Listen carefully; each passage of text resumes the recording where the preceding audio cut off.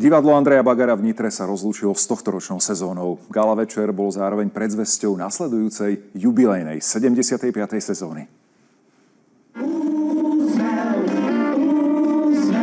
Program pripravili z úspešných muzikálových hitov z histórie aj zo súčasnosti divadla. Ja som dnes napríklad spievala piesen z muzikálu Malý obchod hrôzy, Chráňte si mor s Marcelom Ochránkom, čo mal premiéru v roku 1997. Vôbec sme sa nezmenili.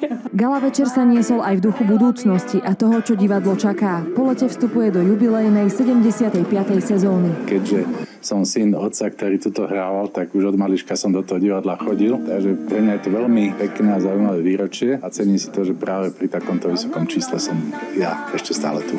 Divadlo vychovalo mnoho veľkých hereckých mien. Niektorí mu zostali verní, iní odišli, no s radosťou sa vracajú ako hostia. Je to divadlo, ktoré ma vychovalo. Tu som vyrástol, tu som dostal svoje prvé príležitosti a keď príde nejaká ponuka na hosťovanie, zvážim, lebo toto je magnet, ktorý ma vždy priťahuje.